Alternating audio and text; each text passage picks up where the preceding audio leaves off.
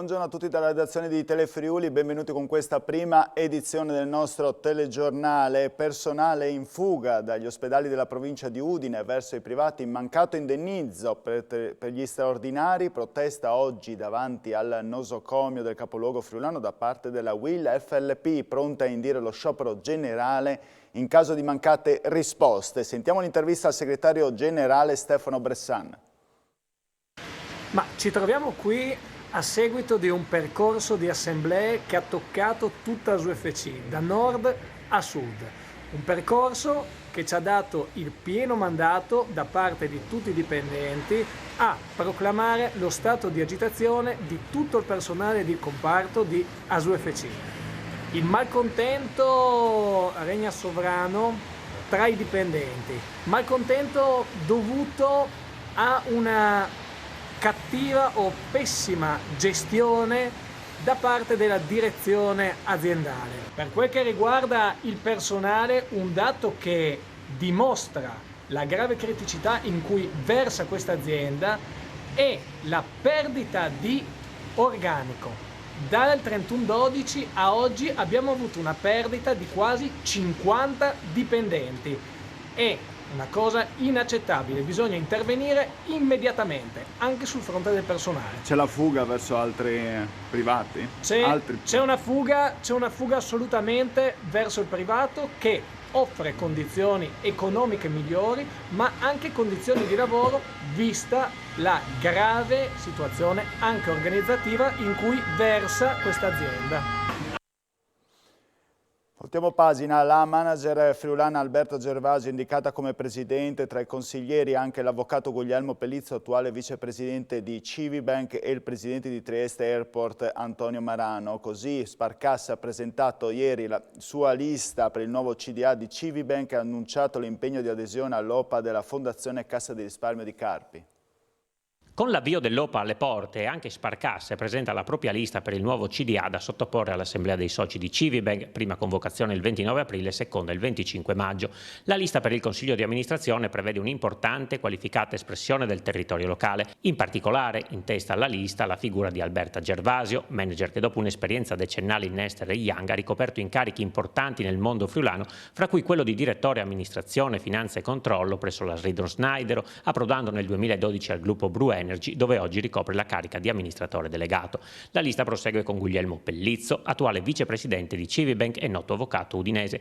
In lista anche l'avvocato Aldo Bulgarelli di Verona, di origini friulane, che può vantare importanti esperienze maturate in ambito bancario sia nel gruppo Unicredit sia in Sparcasse come consigliere di amministrazione per 3 mandati.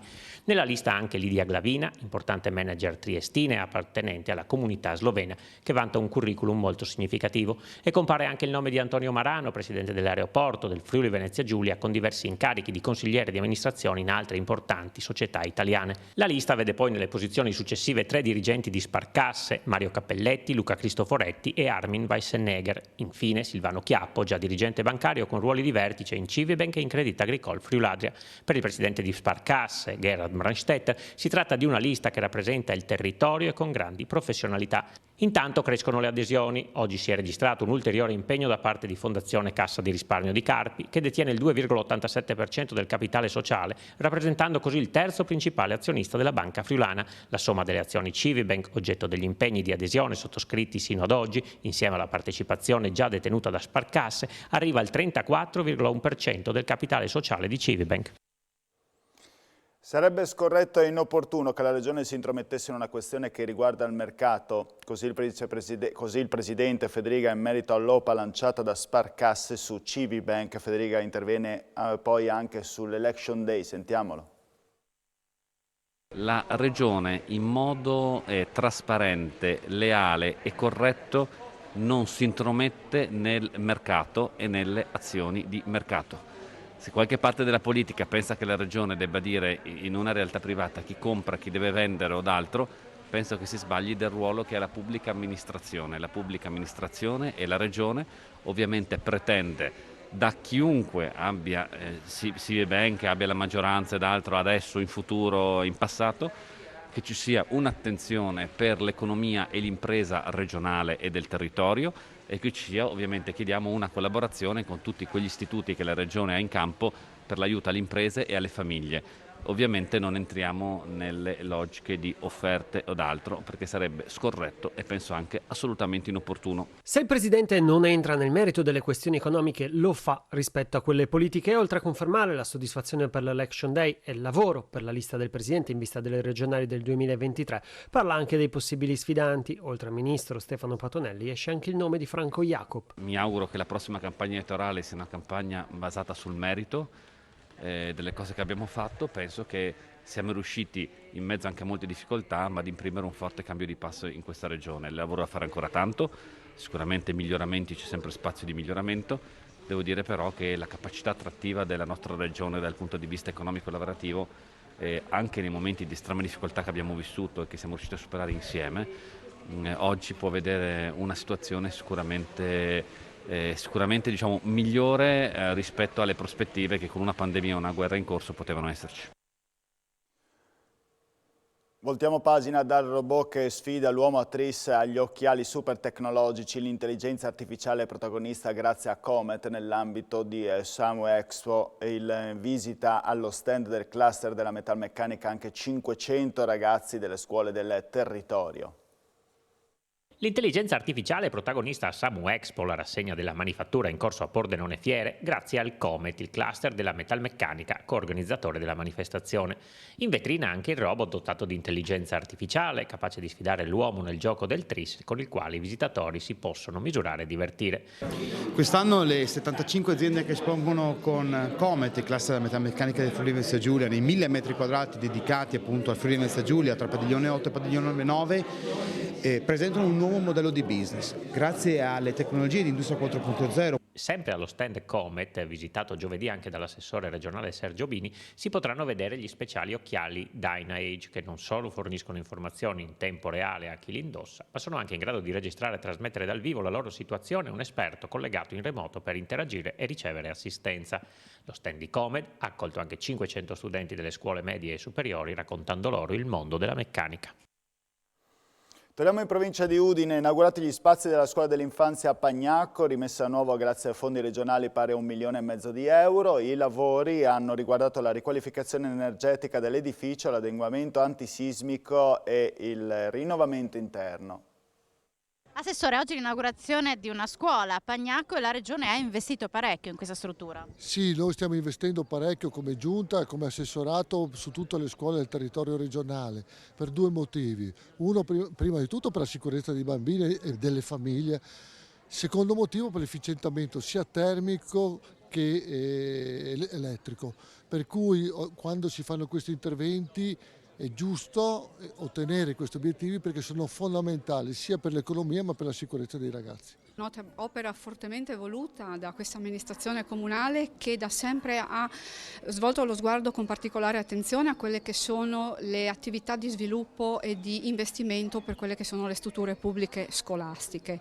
Oggi qui ci troviamo davanti e possiamo ammirare finalmente una scuola rinnovata non solo nell'estetica ma soprattutto nel comfort e nella sicurezza, perché possiamo garantire sia l'efficientamento energetico che l'adeguamento sismico. La scuola dovete sapere che è nata nel 1948, non questa struttura, che invece è nata nel 1970 e quindi è una bella occasione perché il paese possa sentire davvero ancora una volta il calore di quello che è un punto fondante proprio del nostro paese.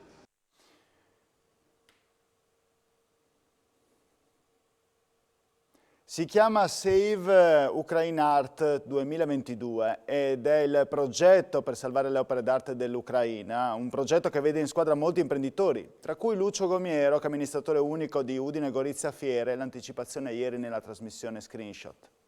Questo è nato un po' dall'osservazione, è un progetto, effettivamente c'entro anch'io, ma c'entro anche imprenditori di questa regione, c'entrano spero anche i musei di questa regione, c'entro già i musei della regione vicina del Veneto, si stanno muovendo imprenditori per consentire da un lato la solidarietà è importante, quindi prima di tutto sicuramente il cibo, prima di tutto sicuramente i profughi vanno ricoverati nei luoghi corretti, vanno salvati, abbiamo visto che sono 4 milioni più 6 di sfollati, Quindi questa è la prima emergenza. Però noi pensiamo, abbiamo capito, grazie ai contatti locali che abbiamo con le Opoli, che è importante salvare anche i simboli dell'identità di un paese. I simboli dell'identità di un paese sono anche le opere d'arte, o soprattutto le opere d'arte. E quindi l'iniziativa Save Ukraine Art 22 ha proprio l'obiettivo di mettere insieme una filiera di attori che sono le imprese innanzitutto, gli operatori logistici, il mondo della comunicazione, il mondo museale, in modo da far arrivare lì strumenti, materiali e anche consulenza per poter mettere in sicurezza le opere un po' nei bunker e proteggere da quelle che potrebbero essere le evoluzioni.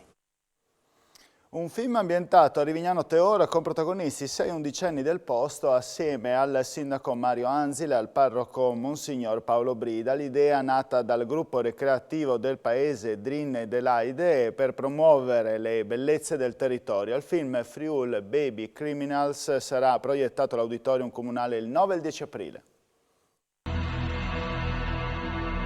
È la cugina di terzo grado della signora in giallo. Settim. Vuoi dire che qui fuori c'è? Sì, avvocato, qui fuori c'è proprio lei, la signora in marrone.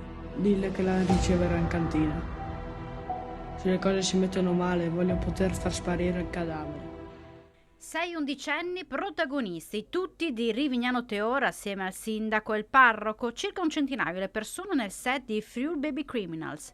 Nato come progetto teatrale, trasformato per l'impossibilità di portarlo in scena a causa Covid, in una sceneggiatura cinematografica con riprese effettuate in tutto il territorio e nei luoghi storici e particolari del paese in circa 2 ore di film. Abbiamo portato sul video quello che era un progetto inizialmente teatrale, poi le autorità del paese, il sindaco in primis, ha detto beh, se tiri fuori una parte anche a me, ma non mi far fare il criminale, per cui il sindaco farà il sosia di se stesso e i complici, diciamo questi 2 ragazzini criminali, useranno un sosia del sindaco, sempre fatto dal sindaco, per far credere a una comitiva di turisti che Villa Otteria o Barolo e loro pagano il biglietto per entrare, soldi che intascheranno assieme al sosia del sindaco. Siamo davvero contenti di essere arrivati finalmente al momento in cui possiamo condividere con tutti i nostri concittadini questo film girato interamente a Rivignano e con protagonisti di Rivignano. 9 aprile, ore 20:30 presso l'Auditorium Comunale di Rivignano Teor e domenica 10 aprile alle ore 20 presso l'Auditorium Comunale di Rivignano Teor.